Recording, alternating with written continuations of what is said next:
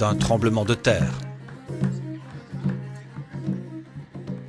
Lieu de culte encore de nos jours, l'intérieur reste sobre. Mais d'une église à une autre, on découvre un patrimoine fabuleux, incroyablement superbe. Il impose le respect.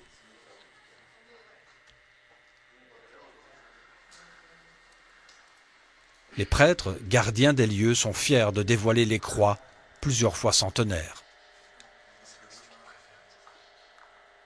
Autre trésor, des manuscrits décorés d'enluminure. Celui-ci date du XIIe siècle. Certaines pages se tournent encore, pour nous, avec précaution. Le parchemin crépite de vieillesse pour laisser apparaître quelques saintes paroles.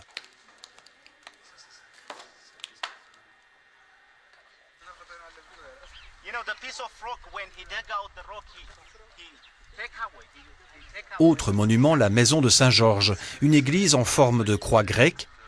Ce sanctuaire, imposant, à l'écart des autres, suscite l'admiration.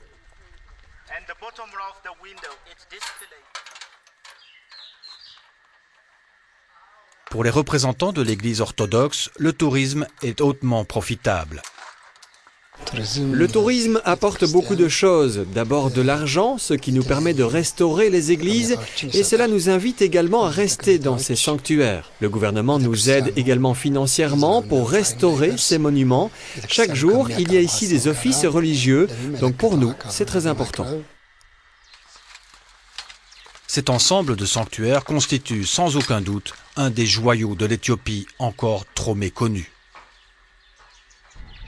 Chaque année, en janvier, lors de la grande fête de la Trinité, près de 35 000 pèlerins rejoignent Lalibela.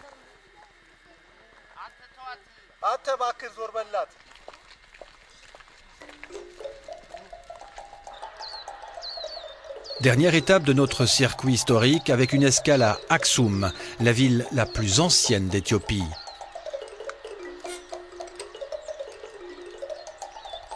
La légende raconte qu'Aksum fut la capitale du royaume de la reine de Saba dès le Xe siècle avant Jésus-Christ. L'archéologie dans la région d'Aksum a encore de belles découvertes à réaliser.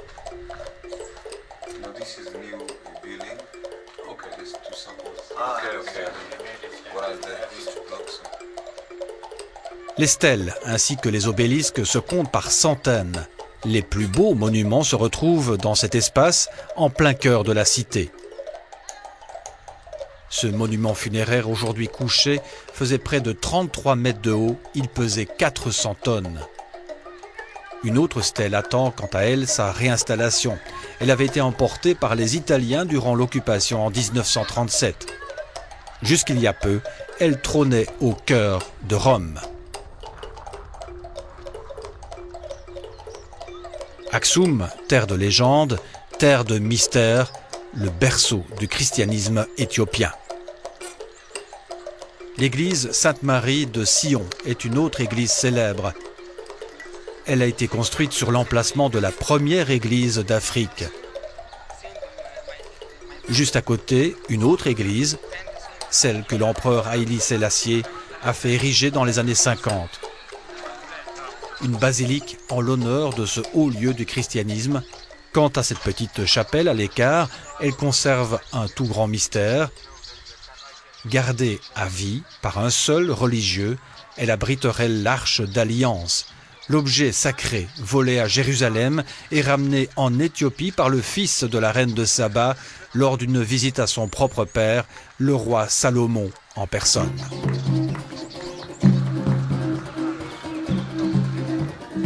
Plus que jamais, l'Éthiopie est fière de ses nombreuses citations bibliques, au nombre de 33, mais également dans le Coran. Cette aura religieuse rayonne dans les esprits de tous les Éthiopiens.